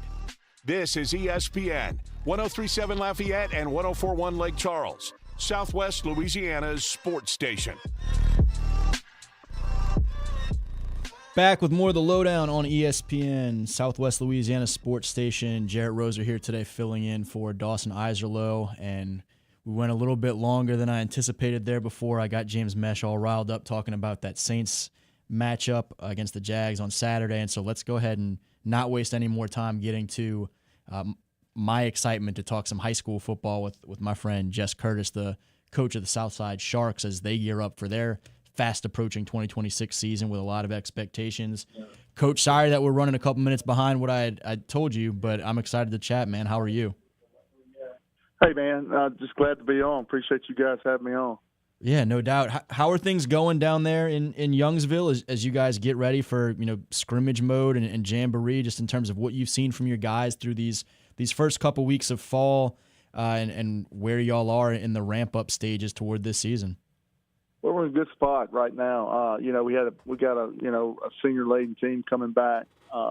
Several kids that started as sophomores for me. So it's a third-year start and coming off back-to-back quarterfinal years, and so we're probably a little ahead of the game, especially on the offensive side. But yeah, I like where we're at. Heading into a week, Catholic Baton Rouge week, a big-time opponent to kind of get some good work in and see the areas we need to improve on. Spoiler alert a little bit on my Louisiana versus all y'all preseason rankings, but y'all are going to be, right there around a top 10 team regardless of classification for me. And, I was asking a couple folks in the area, am I crazy for thinking Southside might be the best team in the Lafayette area this year? So there are certainly some expectations, at least from my end, heading y'all's way. For you guys, what is that like to navigate now that you have some of those youngsters that have been through some battles, but probably, from the fan base around the area or from goofballs like me that are talking too much heading into the season? How do you manage some of that with these guys to have a level of confidence about themselves, have some goals certainly, but to not get ahead of themselves on anything?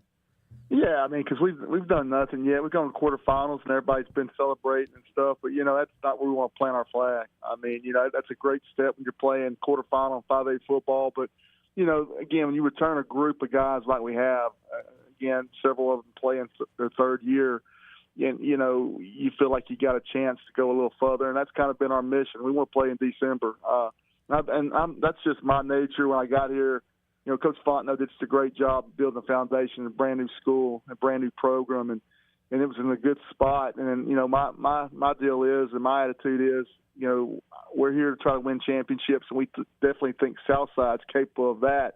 Being where we're located, this school, how nice it is, and if we can put a good product on the field, we feel like it'll continue to grow into that team that everybody's talking we can be, and that's all great and good. I'd rather be ranked 10th in the city. All those rankings don't matter. It's kind of fun though as a fan, and I'm definitely a fan of football.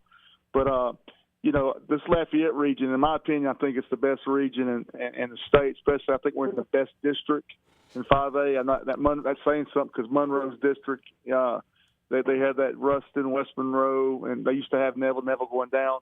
They got the state champions, Ouachita, there. So that's a tough district. But you look at ours with STM coming in to fold, us, Acadiana, and then Barb was a quarterfinalist. So, for us to have to go through that, a Brother Martin game in non-district, Westgate non-district, we're going to scrimmage Catholic. We're kind of trying to measure ourselves to that type of a team. So sorry to ramble there, but we're trying to get to that point. No, it's better for you to ramble than me. They're done hearing from me. I mean, I think everybody's excited to hear from you at this point in the show, certainly. But coming from your background, and you and I first got a chance to get to know each other back when you were leading those great Manny teams, and there was such a long-standing tradition there. To now, getting ready for your third season leading this young Southside program that's only been around for a few years. What has it been like for you to see? While you still haven't reached your goals and you want to be playing for championships, to see just the progress and the process, and to see the community be able to buy in and get some taste of the direction you guys are trying to head, and just the excitement that's built around this program so early on in its history. Yeah, I try to kind of go back to when I was at Manny, when really nobody knew what it was like to play in the semis and in the finals, and you got to go win that game that maybe nobody thinks you can, and get your program in those games. And once you do, it's kind of like a snowball, effect. And we feel like that really could happen here with how we're located, the school and the brand new stadium. We're having a brand new field house.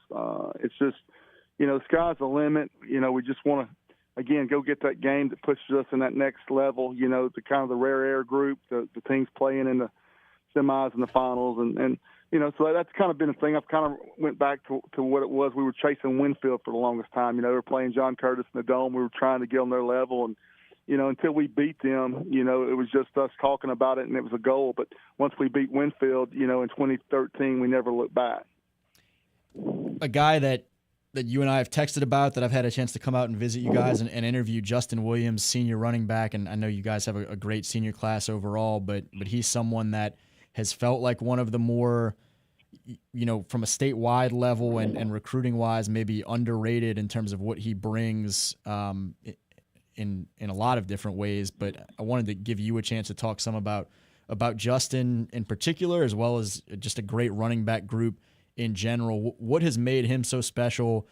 What do particularly maybe some college coaches need to know about this young man and what he brings to an offense and to a team, a locker room, and as one of obviously the leaders on in that backfield, you can rely on every Friday night. He's a special kid. I mean, since I got here, he started his sophomore year, and he's carried the mail for us, and we've leaned on him. And we're talking 5A football, going to Ruston and all those places, and he's carried the mail, and he's always answered the bell. He's very physical, but the things really impressed me about him is how hard he worked on his speed work and all that.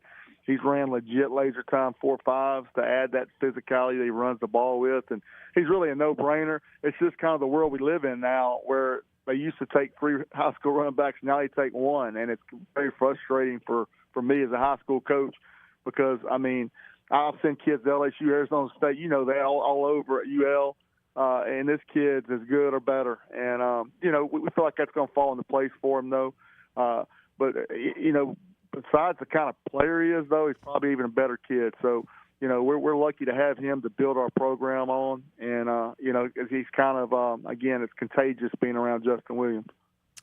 Let you kind of share a message to the fans, any of the Southside fans that are listening and getting excited for this season. What should they expect from you guys in 2026? What do you want to see from them in those stands behind you guys as the season approaches? I mean, we will take another step. We really feel like we've had 2 really good years. We think we've had 2 good years of growth. We think we've gotten better in both those years. And, we had Ruston down 14 at their place, and it shows that we have the capability to do the things we're talking about. But they can expect a physical football team. I mean, not just watching our practices. I mean, it's been really, really physical. At times we've had to kind of pull them back, and really physical is probably the best O-line. It's the best O-line I've had. And, we're going to lean on those guys. And, you're going to see your normal Southside football. It's going to be, a little passion and a little physicality. And we're going to get after for 4 quarters. So I think the fans are excited around here. They've been really excited about the quarterfinals. They know that we have a big senior-laden team, and I think they can't wait for week 1. You start talking about all that passion and physicality, I'd expect nothing less from one of your teams, man. Appreciate you talking about it. Yeah, I appreciate it, man. It's just good to catch up with you again. Always a pleasure, man. Again, that's Coach Jess Curtis from Southside. The Sharks getting ready for this 2026 season. High expectations, and rightfully so, with a great group of guys that have been through some battles, and you've seen the growth over these last couple of years, and now a really strong class of 2027 senior group ready to kind of take it to the next level. Looking forward to watching those guys throughout the fall, and appreciative to Jess for talking with us for a little bit. We're going to take a quick break here on the Lowdown. We'll be right back to talk a little bit more high school football. We've got Karen Crow, junior quarterback Carson Gursey, set to talk about the Golden Bears as they get ready for their 2026 season. So stick with us right here on ESPN 103.7 in Lafayette, 104.1 in Lake Charles. We'll be right back with more of the Lowdown. This is the Lowdown with D-Lo, live on ESPN 103.7 Lafayette and 104.1 Lake Charles, Southwest Louisiana's sports station. This game isn't fun. This game is a war. It's time for the 2-minute drill. Hurry it up, hurry it up, hurry it up. Powered by B1 Bank. Visit b1bank.com to find a location near you. Come on, let's go, you guys. Get in here, we gotta go fast now. The Houston Astros lost 2 out of 3 to the Seattle Mariners at home this weekend, dropping their record to 63-62. The lone win for Houston was on Friday, 10-7. Next up is a home series versus the Los Angeles Angels, and it won't be until Tuesday evening. The starters for that matchup will be Christian Javier for Houston and George Klassen for LA. The New Orleans Saints lost their first preseason game 24-20 to the Jacksonville Jaguars inside the Caesars Superdome. Despite the loss, plenty of players stood out, including former number 2 overall pick Zach Wilson, as he finished the day with 145 passing yards and a touchdown on 11 completions. You can read about the game at ESPN-SouthwestLouisiana.com. Scotty Scheffler was back and better than ever this weekend in Memphis, Tennessee, when he dominated the FedEx St. Jude Championship at TPC Southwind. Scheffler finished at 17 under. The next closest was Siwoo Kim at 9 under. This is now Scheffler's 21st career PGA Tour title. Former LSU Tiger Jamal Adams, who recently signed with the Minnesota Vikings, will miss the 2026 season after suffering a knee injury in Saturday's preseason game. And the Naismith Memorial Basketball Hall of Fame welcomed in its 2026 class that included Candace Parker, Doc Rivers, Amari Stoudemire, Elena Del Don, and Joey Crawford. I'm James Mesh, and this has been your 2-minute drill on ESPN 103.7 Lafayette and 104.1 Lake Charles, Southwest Louisiana sports station, your home for the LSU Tigers and Houston Astros. The 2-minute drill has been powered by B1 Bank. Visit b1bank.com to find a location near you. Do you need more of the fellas here on Southwest Louisiana's sports station? Of course you do. So go make sure and subscribe to ESPN 103.7 Lafayette and 104.1 Lake Charles YouTube channel at ESPN_SWLA. Don't forget to turn that bell on so you get notifications for new episodes of 4 Tire Change Podcast, where Dawson Iserloh talks all things NASCAR, or Cleats and Sneaks with James Mesh. Get yourself more of Southwest Louisiana's sports station at ESPN_SWLA on YouTube. Around Acadiana, community means supporting the businesses that make our hometown special. That's why we're proud to spotlight local companies that are certified South Louisiana. Delta Home Center and Delta Trailer Sales, your one-stop shop for utility and cargo trailers. Heavy-duty dump and gooseneck trailers, portable buildings, cabins, decks, porches, fences, carports, and site-built metal shops. Located at Exit 7 in Carencro or at deltatrailersales.com. When you support local businesses, you strengthen the communities we call home. Shop local, support local. Certified South Louisiana. Do you know how many tax resolution firms have been forced to close because they were taking advantage of people or have gone out of business? It happens all the time. Hi, this is Kerry Bryson with the Bryson Law Firm. As a matter of fact, there are national tax relief companies that are currently under court orders to cease operations. So if you have IRS issues, do not fall for the threats and scare tactics of the national so-called tax relief companies. The Bryson Law Firm has been doing this for decades. We have a AAA BBB rating, and our entire focus is IRS problems and tax liability issues. An IRS problem is a legal problem. Let the Bryson Law Firm help you get relief the right way. So if you owe back taxes or haven't filed returns in years, it's time to call the Bryson Law Firm and finally resolve your tax issues. Don't put it off any longer. Call the Bryson Law Firm. Our headquarters are in Lafayette, and we have offices statewide. Or visit BrysonLawFirm.com to schedule your free consultation with your local tax resolution law firm, the Bryson Law Firm, LSB filing number LA251964. And now time for the Expert Minute, brought to you by Sugarland Exterminating. Ever wonder why bugs seem to love your home as much as you do? One big reason: moisture. Roaches, termites, and ants are drawn to damp areas. Check under sinks, around windows, and in attics for leaks and excess moisture. A little home maintenance goes a long way in keeping pests out. Got unwanted guests? Call Sugarland Exterminating at 337-367-1414 or visit sugarlandexterminating.com for more information. Sugarland Exterminating. Pest-free environment we're creating. Spiders, roaches, rats, and mice. Those awful termites are not so nice.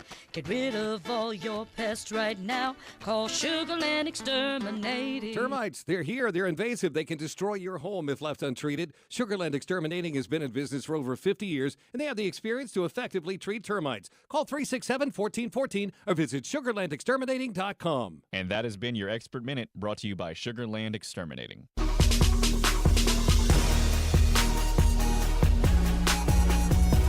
Helping you get through your workday. This is ESPN 1037 Lafayette and 1041 Lake Charles, Southwest Louisiana's sports station.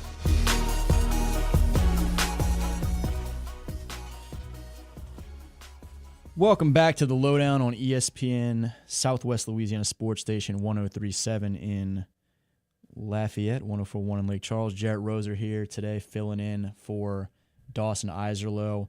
Thanks to Southside coach Jess Curtis for joining us on that last segment, talking a little bit about his Sharks as they get ready for a 2026 season with high expectations, a big senior group.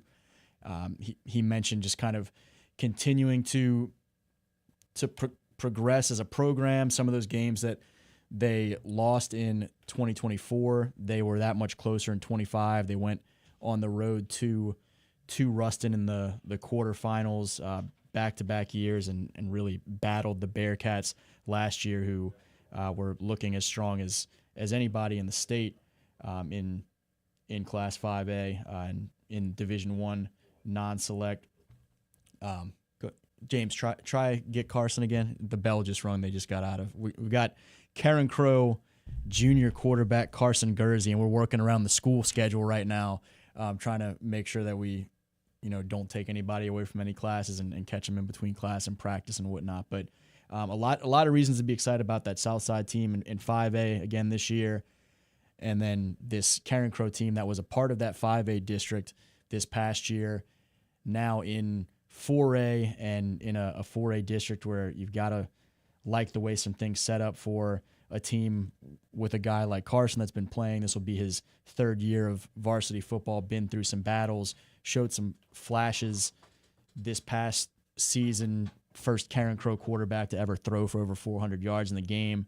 And just watching when I've had a chance to see the Bears some this offseason, those guys have been hitting the weight room for sure and looking really good as they get ready for this 2026 season. And so looking forward to what's ahead for them. Looking forward to chatting with Carson a little bit about it here momentarily. But I'm excited as can be as we gear up for this season. Again, 2.5 weeks left until the regular season.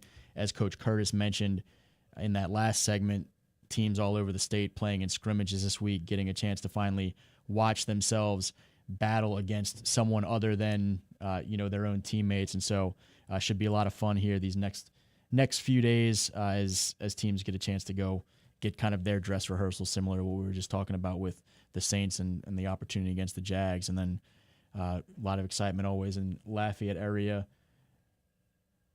Always a lot of excitement in the Lafayette area when you get to Jamboree Week and the Kiwanis event over there, Cajun Field and all of those things. And then same time we'll be kicking off Cajun season and Tiger season. We'll be kicking off the high school season for real with some monster matchups around the state. That Karen Crow team will be opening on the road against Lafayette Christian. That was a barn burner of a matchup last year.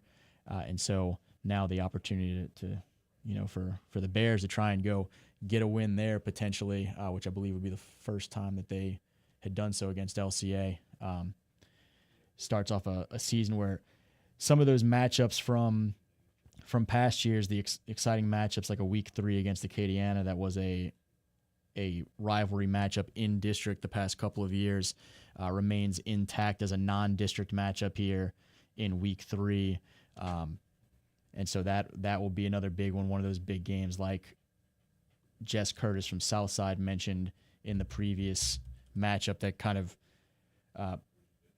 end up being the pivotal weeks that kind of make or break a season and a perception in a lot of ways.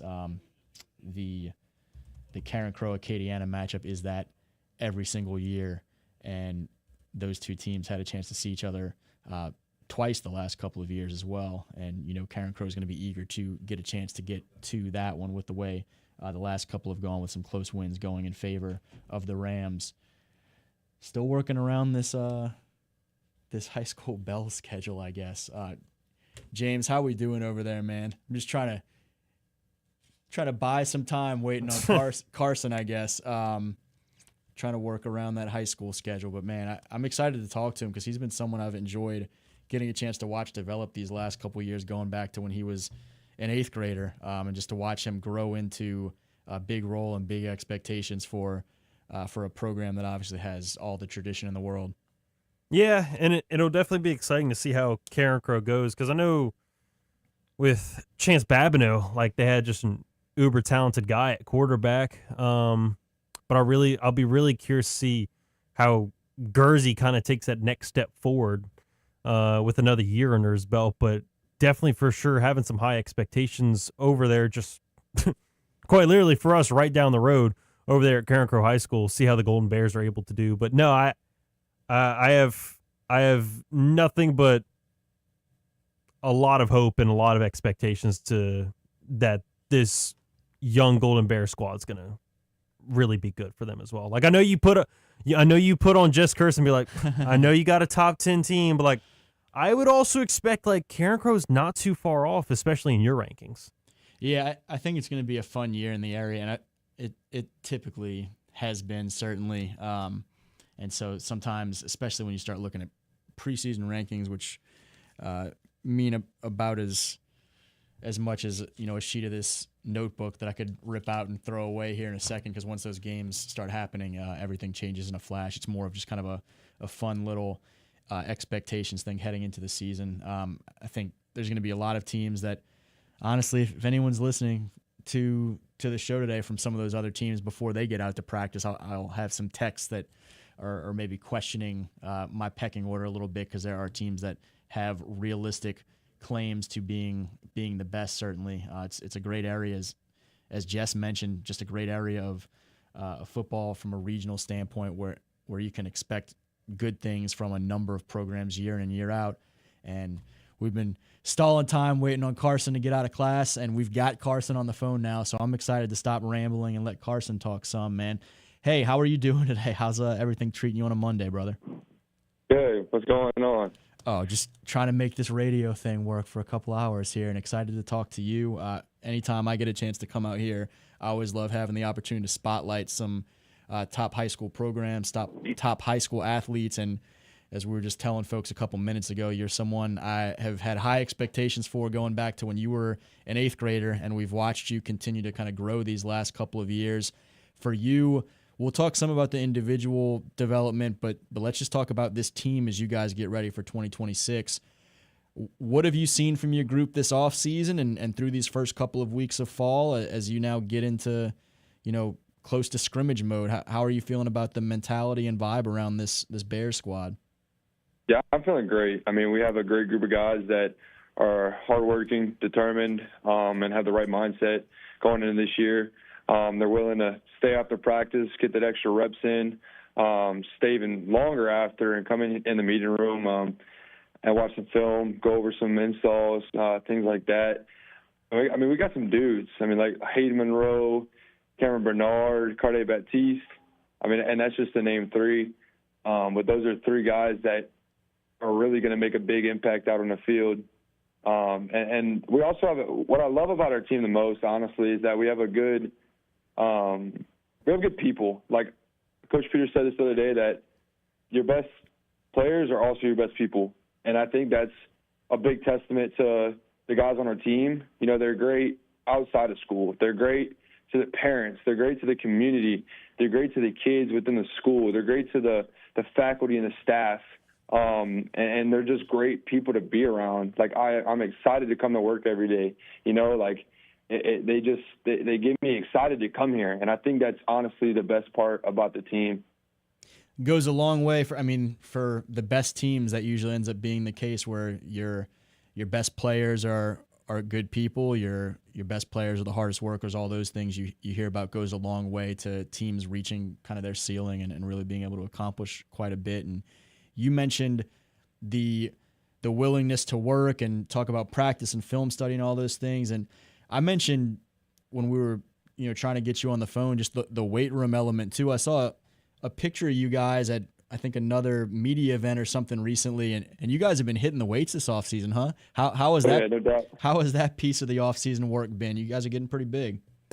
Oh yeah, I mean we have so many 225 power cleaners within the program, like bunch of guys squatting over 355, 365. We have one guy, Gavin Joseph.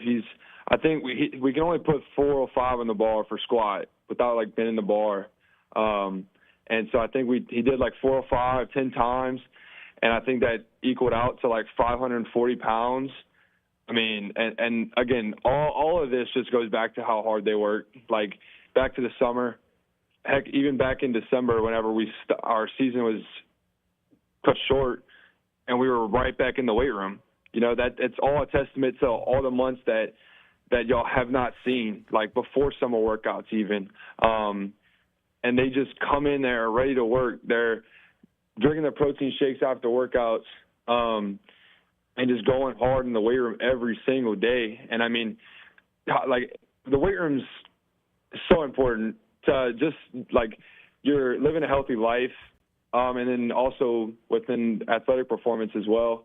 I mean, it's been a blessing to us to have such of a great strength and conditioning program, as well as coaches that will run it. But I mean, it's just testament to how hard we work. For a guy like you that I get a chance to see early on in your development and then watch for so many years, I always like kind of consistently coming back to this question of just areas you've been kind of making the next stride in, or you've taken the most pride in terms of your progression and whatnot. And so I've probably asked you this at different points for Louisiana versus all y'all the last couple of years, but when you look at the guy that you were as a young quarterback a couple of years ago to even the guy that you were last season, where you're kind of having some of those flashes, you're throwing for over 400 yards in a game and all those things, versus now the guy that you are as you get ready to start your junior year, what do you look at as the biggest kind of next step that you feel like you've been able to take or are poised to take, or just an area that you've been most proud of in your development? Yeah, I'm pretty sure I'm giving you the same answer every year. And I've said this on multiple podcasts and interviews. Honestly, it's been my speed. And I think I've told you this each and every year. It's been my speed. And I've gotten better each and every year, and I plan to do that next year as well. Just continue to increase my speed, get more athletic, become more mobile, and carry the workload that they asked for me in the running game. I feel like this past year, I did enough of what I was asked for. Like just get 4 yards, just get 4, tuck your shoulders in, and just go get 4. But I think this year I'm gonna need to be more of a workhorse in the backfield. Pop those 4-yard runs into 20, 30-yard runs, and rush for, I think I finished like maybe 400 yards rushing, maybe a little bit under that. And I expect to make a way bigger stride in the running game for sure this year. That's definitely something that I've tried to work on, by myself in practice, just being more determined to run the football. What has been your mentality on, whether it be getting some early attention, us doing interviews or writing things about you, or some of those moments where you have the big games as a junior, or seeing, some of the recruiting rankings come out and you be viewed as, if not the top quarterback in the state for 2028, certainly in that top tier of guys. How do you kind of navigate some of that, and whether you gain some level of appreciation or confidence from it, but try and not let it become too much of a thing, or kind of put it behind you? Or what, when you look at accolades or big moments or whatnot, how do you kind of weigh those things, if at all, I guess, and what do they mean to you, and what do they not mean to you?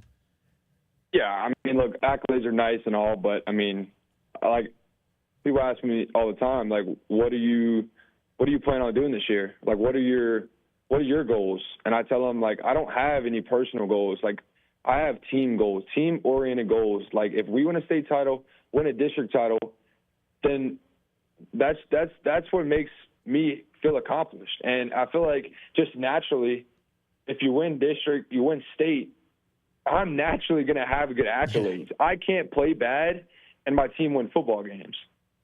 But if I focus too much on myself and worrying about what I want to accomplish, then we're not going to end up being a good football program. Your quarterback can't be selfish. And I think, I mean, I'm giving a basic answer here, but I mean, it's pretty generic that quarterbacks have to be selfless, like they can't just, like, obviously I want to have the ball in my hand every play, but there's times where, I got to throw the ball. I got to run the ball. I got to hand it off. I got to, like there's different things that make the team better. Like, and I feel like we win a district title, win a state title, then my accolades will be good. Like, there's just no way around winning state and winning district and not playing good. That's kind of how I view it. But back to the, like, how I kind of balance everything. I mean, it's really not on my brain, honestly. Like, the being highly ranked, I mean, it's great. It's a blessing, but at the end of the day, there's still work to be done. There's no offers on the table yet. There's still time for me to progress and get better. There's still time for me to win a district and state title. And I mean, God has a plan for me, and I know that. And every door that I walk through is the right door, because there's God involved, So just trusting God's plan and staying down that right track. 100%, man. You said it's a basic answer, but it's the real answer. It's the right answer. And so I just wanted to give you a chance to kind of talk about some of it and share your perspective on it a little bit. And I appreciate you just sharing some time with us here on a Monday afternoon. I know you've got a busy day as you guys get ready for scrimmage and everything up ahead, so appreciate you. Yes, sir. Thank you for having me. Yes, sir. Always a pleasure. That's Carson Gursey, 2028 quarterback for Karen Crow, getting ready for his junior year. As we were talking about before we had a chance to connect with him, always high expectations for the Bears. He is one of those veteran players that we've seen be through some battles and is a big part of the the expectation for this year. When you have leaders like that have that type of not just talent, but the wiring and mentality that he just gave you kind of a glimpse of. So really glad we got a chance to chat with Carson a little bit today. It's been a great day. We still have a little bit more LohDown left, though, so don't go anywhere. Stick with us right here on 103.7 in Lafayette, 104.1 in Lake Charles, and we will be right back after this break. This is the LohDown with D-Lo, live on ESPN 103.7 Lafayette and 104.1 Lake Charles, Southwest Louisiana's sports station.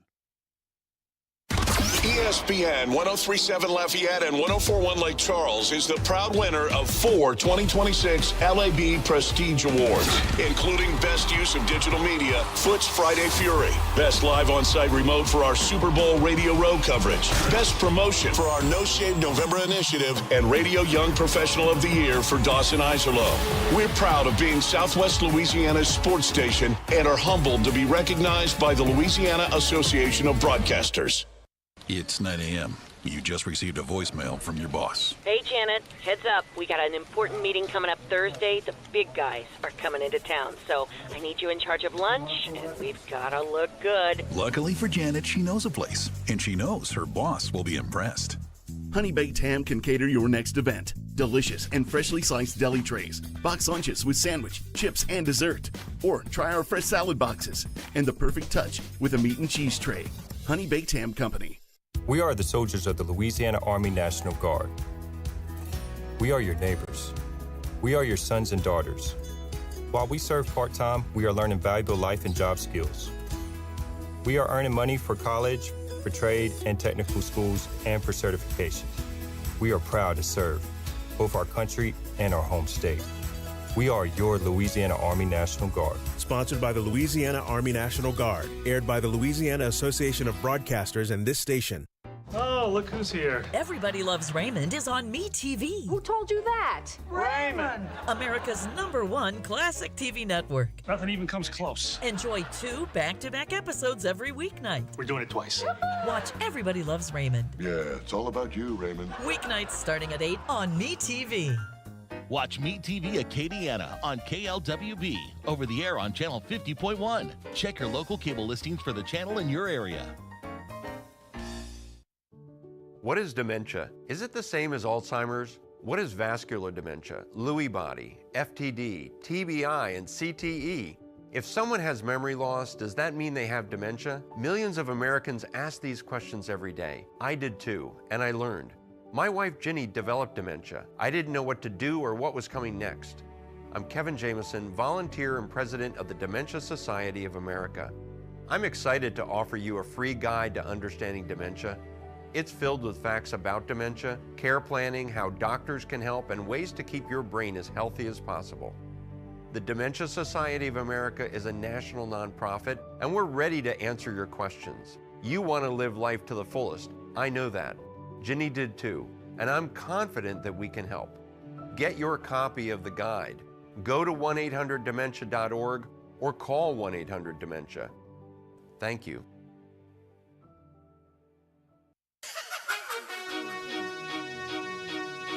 This is ESPN 1037 Lafayette and 1041 Lake Charles, broadcasting live from the Beal and Hebert studios in Upper Lafayette. Beal and Hebert, Acadiana's hometown lawyers. Back to more of Southwest Louisiana's sports station. Just a couple more minutes of the lowdown on this Monday afternoon. Jerit Roser filling in for Dawson Iserloh. It's been a pleasure being out here with you folks on Friday and then again today on Monday. Thanks to our guests today, the advertiser double dip of Shannon Belt and Corey Diaz in that first hour to talk some Cajuns and Tigers. Some great stuff from each of them talking about scrimmages for the college programs that we had a chance to see this weekend. Cajuns on Friday and Tigers on Saturday. Didn't get a chance to see the Tigers, but we've certainly heard quite a bit, and Lane Kiffin met with the media today. Talked to my man James Mesh over there on the other side of the glass about the Saints a little bit midway through the show. Their preseason game against the Jaguars, and then a lot of high school talk in this second hour thanks to Jess Curtis, the head coach of the Southside Sharks, and Carson Gursey, the quarterback of the Karen Crow Bears. Getting excited about those upcoming seasons for those programs and programs all over the area and around the state. Mentioned some particularly high expectations for that Southside team this year, man, trying to get over the hump after a couple of quarterfinal trips. If you haven't had a chance to vote on the poll question of the day, it is which Saints player impressed you most in the preseason game on Saturday against the Jaguars. And I think I saw James turn his head to go start checking updates. But what I want to spend the last couple of seconds is hit on this squadron tryout that we want James to go participate in. Looks like it's a $250 fee to participate. We've got to be able to find that money somewhere because I want to see James hoop. I'll put up 50 of it if we get video footage of the tryout. I don't know. Yeah, I'll also have to try and put some shots up beforehand. I went like 2 weeks ago or something outside to go play, and I had to go back home after 40 minutes. It was way too hot, and it also had been like 3 months since I had last actually shot a basketball, so it was pretty rough. Well, the good news is the weather will start to cool down, not a lot, but a little bit as the sun goes down. So whenever you finally get a chance to get out of here today and on these weekdays, maybe go get some shots up at a park here one of these nights. We only have a couple seconds left, though. Make sure you're sticking with us on 103.7 in Lafayette, 104.1 in Lake Charles. Matt Moscone, after further review, will kind of wrap up the day. I'm out for the day, though. Thanks for listening to The Lowdown. Whether it's a tempting text message or a quick glance at your GPS, taking your eyes off the road for just a moment can have serious consequences. This includes turning around or reaching down. Distractive driving includes eating or putting on makeup. Distractive driving is anything that diverts your attention from driving. I'm Lorraine Luquette Vinoy with Service Chevrolet Cadillac, encouraging you to drive smart, drive safe, and keep those eyes on the road, Acadiana. This message is powered by Service Chevrolet Cadillac and this radio station, where safety meets style on the road. It's a great time to get out on the water, and Black's has you covered. Black's Outdoor Marine is Acadiana's Tohatsu Outboard and Low Boats headquarters. Tohatsu Outboards are reliable, affordable, and backed by a 5-year warranty. Black's has low-interest financing and can handle your outboard or mud motor repair. Stop by 1423 Northwest Evangeline Thruway in Lafayette or call 337-233-4272. That's 337-233-4272. Black's Outdoor Marine, serving Acadiana since 1968. Imagine building your dream backyard pool without ever leaving your couch. With Duplessis Builders, you can go shop our in-ground gunite pool packages online, start to finish. Browse our pool designs, compare features, see exactly what's included, and choose the package that fits your style and budget. Once you purchase, our team takes over. From permit and excavation to gunite decking and final startup, you click, we build, you swim. Your backyard upgrade is just a few clicks away. Visit DuplessisBuilders.net and buy your pool online today. Curious about that old coin collection in your drawer? Then don't miss the Lafayette Coin Show, coming to the Cajun Dome September 11th to 12th. The Lafayette Coin Show bringing collectors, dealers, and enthusiasts from across the region to buy, sell, and trade rare coins, paper money, and more. Free appraisals, unique finds, connect with knowledgeable coin experts. The Lafayette Coin Show September 11th to 12th at the Cajun Dome. Explore history, value, and treasure all under one roof. Don't miss it. Live from Upper Lafayette, this is ESPN 1037 KLWB Karen Crow Lafayette, KLCJ FM Oak Grove Lake Charles 1041, a Delta Media station.